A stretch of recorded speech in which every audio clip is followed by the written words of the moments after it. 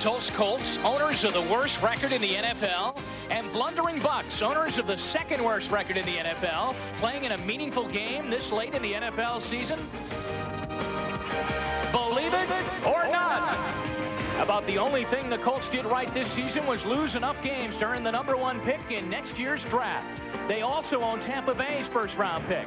So a victory over the Bucks today will give them the #1 and #2 pick in next year's draft. Today, in what has become a must-win game, Indianapolis goes against Tampa Bay. Believe it or not. NBC Sports presents the National Football League. Today, it's the Indianapolis Colts versus the Tampa Bay Buccaneers.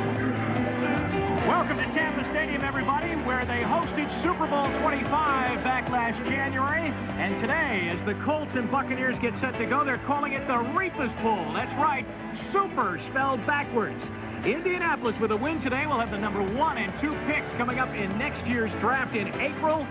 That's because of the Chris Chandler trade from Indianapolis to Tampa Bay. Chandler isn't even a member of the Bucs anymore. I'm Jim Donovan with Beasley Reese. Nice to be with you once again. We have two football coaches that are very much on the bubble here today. They could be done as of next week or in the next couple of weeks. Let's start with Rick Venturi. Well, Rick Venturi is in the running. He has a shot. He will be interviewed along with 2 or 3 candidates, and they're looking for somebody with NFL experience. They like to bring some winners in here. Now, here's what Rick Venturi has to do to get that head coaching job. He's got to convince the Ursays that he can convince some top-flight offensive and defensive coordinators to work along with him and put their futures in his hands. Richard Williamson, a real long shot to hold on to the job. He really is. I spoke to Buck owner Hugh Culverhouse just before the game a few minutes ago, and he said that he will talk to his head coach on Friday. Now, it'll be a case of a salesman talking to a buyer.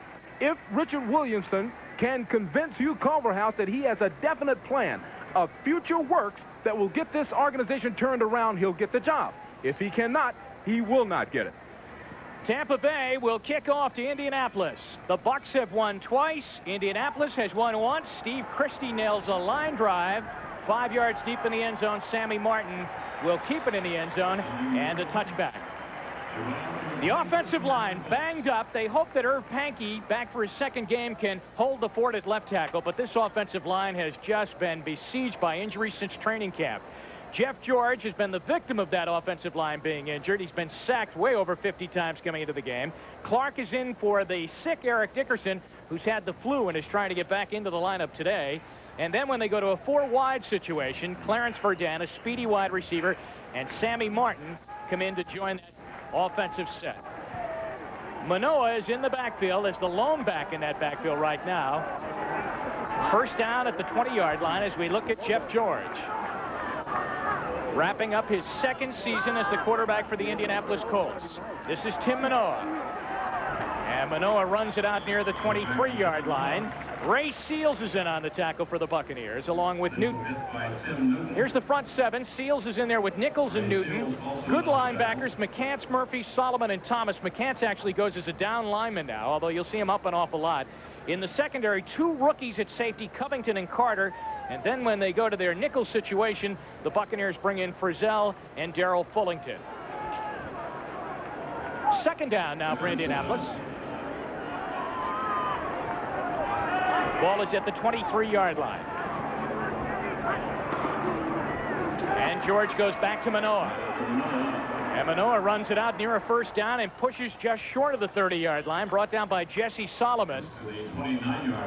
Mark Vanderpool was the offensive lineman that was leading the charge there for the Colts. It's a form of the counter trade. The 2 offensive linemen from the backside pull out front. They get a real good surge, and Manoa using a lot of power to push forward. That's a good play. Boy, it's interesting, Beasley, to see them come out running the football. You know, it really is. They like to do that in order to keep the pressure off of Jeff George. They don't want him to feel like he's got to come in and win a game by himself. And also, you know, they've given up so many sacks that they need to get some control going. And I think what they saw last Saturday, when the Chicago Bears just ran and ran at this Buccaneer defense, they said that we could probably try and do that too. That's Clarence Verdun in motion. And this is Clark, and Clark's got the first down as he goes over the left side of the offensive line out to the 34-yard line. Solomon is again in on the tackle for the Bucs. And the Indianapolis Colts come out run, and they get a first down, their first of the game. It's a super start for this team. Now, you see that Clark and Manoa are carrying the ball, carrying the load there when it comes to running the ball. That's because Eric Dickerson suffered from the flu. He had to stay out last week, and he only got 1 day of practice in. We may see him, but only sparingly. We are without a Jeff George pass so far. First and 10, though, for the Colts at the 34-yard line. And they run it again. This is Tim Manoa. Gets away from a tackle and pushes his way out to the 38-yard line. Solomon is in on the tackle, and now we've got some pushing and shoving. Kevin Call gets into it with Jesse Solomon over by the Colts bench.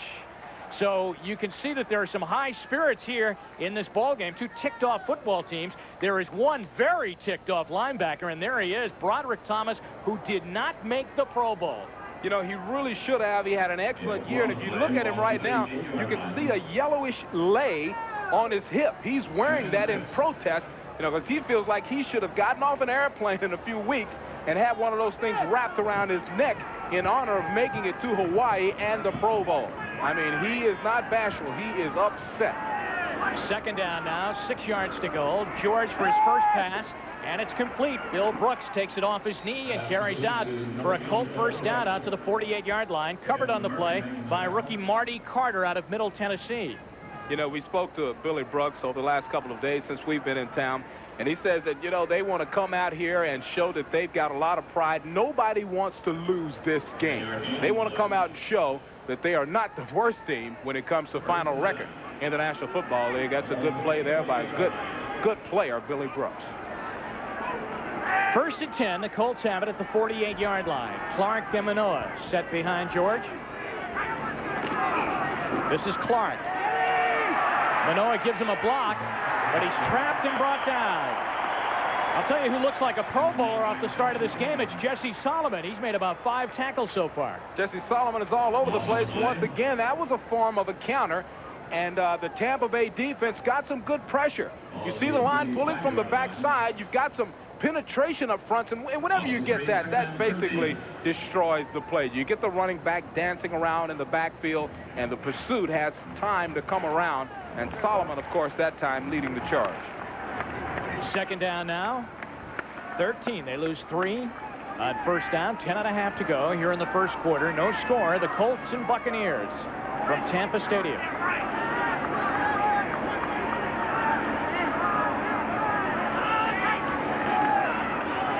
Good protection for George. This is Manoa. And that's a good tackle on the play by Ricky Reynolds, who came up to meet the play, and they'll get about a yard to the 45-yard line. He was helped out by Kevin Murphy.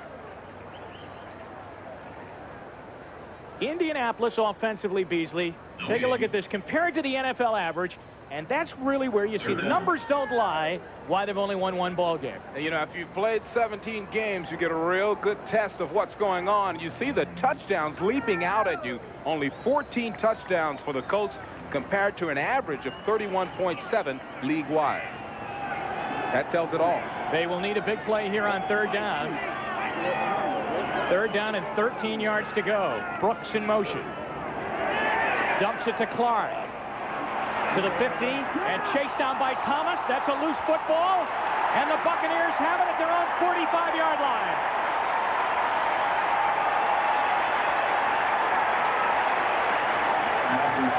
Roger Jones looks to have picked up the fumble that was caused by Broderick Thomas.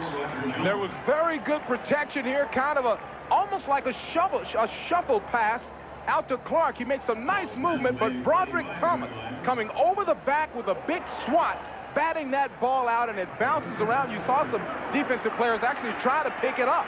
Look at the swat right there. Way to go, Thomas. First and 10 now for Vinny Testaverde and the Buccaneer offense. This is Wilson, the rookie fullback, and a good gain up to the Colt 46-yard line.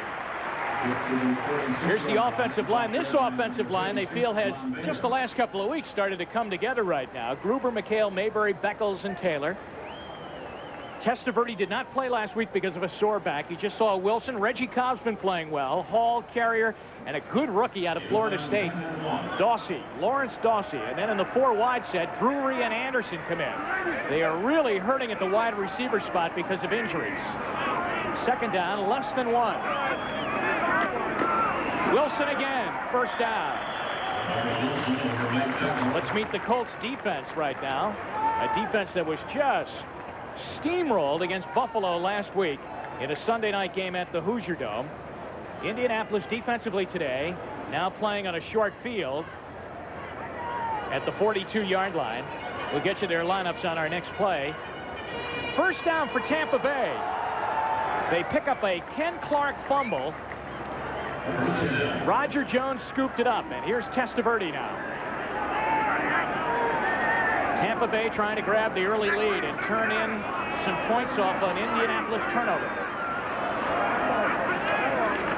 Our first look at Reggie Cobb. Lost his footing and turns it into a 2-yard gain. He's brought down on the play by Eugene Daniel and John Baylor. Agee's a rookie out of Illinois. Siragusa and Hand. Harrod and Bickett are both playing with sore necks, but they're both in the lineup today. Harrod's an outstanding linebacker. Good, Daniel, Baylor, and Pryor. And then in the nickel package for Indianapolis, the Colts call in Alan Grant and Cornell Holloway. There's Jeff Harrod, another linebacker who's upset about not being selected to the AFC Pro Bowl team. Second down, Testaverde. He completes it. And it's Robert Wilson out of the backfield to the 35-yard line. He'll be short of a first down by close to 3 yards. Really working Wilson a lot early here. That's a bit of a surprise. They have primarily been utilizing Cobb, but it has caught this Indianapolis defense off guard. He's making some good catches, making some good runs. And, you know, the coach was saying that he should really be a senior right now in college. And that's what this team has been. It's perennially, almost every year, it's one of the youngest teams in the National Football League. And you've got a rookie carrying the bulk of the work right now. Testaverde has had an up-and-down season. He's really had an up-and-down career. He's been hot at times and ice cold at other times. Third down and 2. Their 4 wide receiver set is into the game. Testaverde, Drury cannot hang on. And in fact, Alan Grant almost came up with a deflected interception. It's 4th down and 2. Hey, and when you are 2 and 13, you go for it, don't you, Beasley? Why not go for it? And that's what the fans are here screaming. They're saying go, and it looks like they're leaving the offensive unit in there. That time, Vinny tried to hit a quick out. He needs about 2 yards, yard and a half. He tried to hit a quick out, just a little bit off the mark. Well, they are going to go for it. I get the feeling that's about the first sound of cheers that Richard Williamson has heard in this stadium in a long, long time. All right, 4th down. That's Dawsey, the rookie, in motion. A blitz by the Colts. And it is incomplete. Mike Pryor runs into the play and knocks the ball away from Lawrence Dawsey.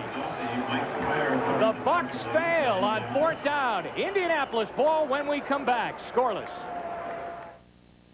Along with Beasley Reese at Tampa Stadium, Indianapolis gets the ball back after they fumble, but then Tampa Bay can't turn over on a 4th down conversion. We have another injury on this offensive line. At left tackle, Irv Pankey has a sprained ankle. They don't know if he'll return. Look at the different numbers of tackles and guards they've had to use this year. That's incredible. All because of injuries, Beasley. That is a nightmare, especially for Jeff George. You know, we've done a lot of these games for Indianapolis, and he's talked a lot about the fact that there's been no consistency in the offensive line play. There are different guys lining up all the time. Very difficult to get some protection when you've got that problem, and that's the #1 problem for Rick Venturi, is injuries all year long. All right, here come the Colts out. First down at their own 34-yard line. Again, Tampa Bay missed on a 4th down pass to Lawrence Dawsey. And the Colts get the ball back. Eric Dickerson is now in the backfield, trying to shake off the flu. He'll get a yard to the 35, and that's it. Now let's check in on the Schick Tracer 10-minute ticker this afternoon. All right, that big, really a playoff game being played in Miami today. The winner of that game makes it as a wild card team into the AFC playoff picture. No score yet from Joe Robbie Stadium, and we'll keep you up to date on all of the accounts of that game. Atlanta and Dallas tied 7-7 in the first quarter of play. No score from Pittsburgh and New England, leading over Cincinnati 7-0. The Patriots trying to finish with a bang. 0-0 here at Tampa Stadium. Ken Clark is back into the lineup now. Dickerson goes out for the Colts. Second down 9. Clark hit right away by Ray Seals. What a story Ray Seals is. When you look on the Buccaneer roster, college, Ray Seals, none. He never went to college. Now take a look at the move here by Seals. Watch the hit. A little bit of a delay on the draw. There's Seals, 98, finishing it off. And, you know, every time he plays, he's had some injuries this year, but he always averages 6 or 7 tackles per game when he is healthy. And like you said, he didn't even go to college. He played some semi-pro. He was out of football for a while, worked at places like Taco Bell, was a hotel doorman. I mean, those are great jobs, but a far cry from the NFL. It is third down and 9. Brooks in motion. George wide open across the middle. Sammy Martin, first down Colts at the Buccaneer 45-yard line. And George, with a flick of the wrist, just rifled that ball right in there. There's something about this guy that's naturally gorgeous. As you see the curl route by Smith, that ball is right there, and it's there as he turns around. You know, Jeff George refuses to lift weights. You know, all these NFL teams have got these $100,000, $200,000 weight rooms. He won't touch a weight. He said he's never lifted weights. He didn't lift when he was in high school, didn't lift in college, and now he's afraid to. He says he has natural arm strength, and that was a great example right there. 21-yard pass play, first down, Colts in Buck territory at the 46. Eric Dickerson, second carry of the day, and Ray Seals has it. See, he's all over the place. He's got the speed, the quickness, and that's what shocks everybody about this guy. I mean, what a find he was. And just that speed and quickness allowed him to chase the play from behind, and that's what the good ones do. Big Ray Seals, 290 pounds of Ray Seals. Look at him. He's on the right side of your screen, chasing, and there he is meeting Eric. When we met with Ray Seals yesterday, he said, fellas, I got to break it off. I'm going over to my brand new gymnasium that it's opening up in a couple of weeks. Big health and fitness workout place. You know, the theme is train like the pros. I like that. Second down 9.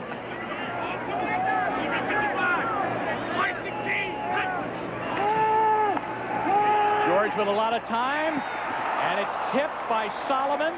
He tried to get it to his tight end, Pat Beach, down the field. Marty Carter almost ended up with the interception along with Tony Covington, but that was the man it was intended for, Beach. Let's take a look at this. This is a dangerous shot. You see some penetration up front. What extension. Great jump by her. Everybody's breaking at the ball. Look at all those white jerseys in the frame. That's what you look for if you're a defensive coordinator. That was a good series right there for Tampa Bay.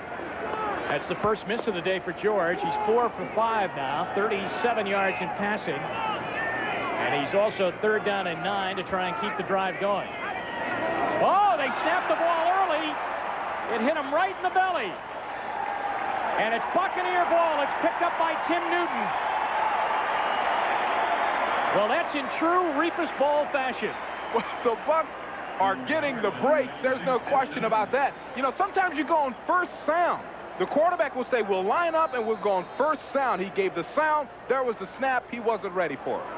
Unbelievable. Now you see it. Now you don't. We'll be right back. Scoop Sonata and the brand new Elantra. By Coors Light, the Silver Bullet is the right beer now. And by the United States Marine Corps, the few, the proud, the Marines.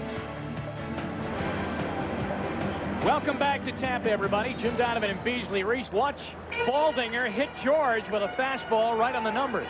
You know what? It was a great snap, so the obvious conclusion is that they were going on the first or second sound. George said a couple of things, and the ball came. It was picked up by Tim Newton on a fumble. 2 fumbles in the game for the Colts. Reggie Cobb is trapped and brought down by John Hand, and he'll probably lose a yard back to the 48-yard line. Well, again, as we tell you, the numbers do not lie at all. They don't lie at all. When you have a poor record, you probably turn the ball over a lot, and yes, both of these teams do. Second down, 10 at the 49-yard line. Testaverde dumps out of the backfield. Reggie Cobb is brought down by Chris Good at the 49-yard line. You know, that was very good pursuit. They're going to like a hurry-up type of offense. Vinny taking what the defense gives him here. Very smart. But look at when the defense converges. Look at the jerseys. 4 jerseys. Now, Indianapolis did look a bit disheveled now as they did not get a chance to get different personnel on the field. Defensively, no huddle. And the Bucs up on 3rd down and 7. A lot of time, and Testaverde throws. That's going to be intercepted. Johnny Baylor, his 4th of the year, to the 50 and to the Buccaneer 45-yard line. A deflected ball. It was knocked first by Mike Pryor, and Testaverde is picked off for the 13th time this season. You know, you take a look at this, and this man is well covered. You've got Dwayne in front. You've got safeties everywhere else. You've got people converging, and that is what Vinny has done so many times. That wasn't a good throw. 3 turnovers already in the game. Colts ball when we come back. Take a look at Vinny here, and take a look. This is right after the interceptions. He's looking around. They're talking. It's like they're trying to get something straight. It's like maybe he wanted somebody to go out instead of come in. We'll see. The interception by John Baylor. His 4th of the year. And the ball is at the Tampa Bay 45. George has trouble with his footing, going back on the drop, and he throws, and it should have been intercepted by Broderick Thomas. And if he had been able to hang on to the football, he was gone because there wasn't a blue shirt in sight. Broderick Thomas promised us a big day today. Now, his wide receiver, Jeff George's wide receiver, slipped down on this play, and Broderick, had Broderick not have gotten it, the corner would have gotten it. So I'll tell you that they're lucky there. Broderick Thomas said somebody must pay. That's what he said. For not voting for him to go to the Pro Bowl. Unfortunately today, I guess he's going to take it out on the Colts. And they had nothing to do with it. 2nd down 10. A minute 43 to go, first quarter, in a game of turnovers. George has got a man wide open. It's Jesse Hester. And Hester, with good speed, brings it all the way down to the Tampa Bay 26-yard line, where Jesse Solomon brings him down from behind. 18 yards. That's what Hester does so well. He catches the ball, and then what he does with it after the catch, that's what's special. I mean, a lot of people can run this little stop-in route right here. Now watch this. Comes straight across. Now, explosion. That when he leans inside, it's like he's turning the corner on a 220. That's where he really makes his money. 6 Buccaneers chase him down on the play. 1st down, Indianapolis at the 26 of Tampa Bay. Tim Manoa and Ken Clark are the running backs. Dickerson's been in and out of the lineup here today. He's run the ball twice.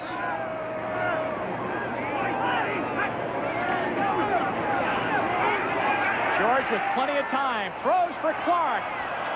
Overthrown in the end zone. All right, once again, let's check in on the Schick Tracer 10-minute ticker. Still no score in that game between the Jets and Miami. The winner goes to the playoffs. The loser is out. Atlanta and Dallas, 2 big plays in that one. Chris Miller, a big touchdown pass. Steve Berline, a big touchdown pass. Nothing from Pittsburgh. Cincinnati's tied up the Patriots 7-7. It was Boomer Esiason to Rodney Holman, 21 yards for a touchdown. Now take a look at Jeff George here now. You know what really, now he's been sacked 88 times. But what about the number of times he's been, you know, taken to the ground, popped after the throw? Those hits and those hurries, the pressures, they really bother a quarterback. 2nd down 10. He said it takes him until Friday each week to physically recover from the last game. He's looking for Brooks, and he runs out of field down at the 2-yard line. Well, that time they attacked the #1 defensive back on this football team, just elected captain. That's Ricky Reynolds, and man, he can play some one-on-one defense. He can play with anybody. Look at that. There's another one.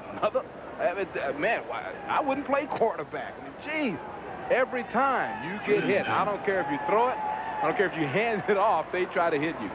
It's 3rd down and 10 as he's gone up top 2 times in a row now, and he's put himself in a tough situation. He's 2 for 4 on 3rd down conversions today. They're at the Tampa Bay 26-yard line and a shotgun formation. 4 wide receivers in the game for the Colts. And a high snap. And a quick toss, and Clarence Burdan is chased down on the play by Roger Jones, who already has recovered a fumble here today, and Indianapolis will attempt a field goal. Boy, I tell you, he did good just to hang on to that thing. Look how he just flicks it. It's like he's got a sidearm thing that he does. It allows him to get rid of the ball very quickly. Dean Biasucci is in to attempt the field goal. The spot will come with Ron Stark, the holder, at the 29-yard line. So make it a 39-yard attempt. Biasucci is 14 out of 25 so far this season. But it looks like time has run out here in the first quarter, and it has.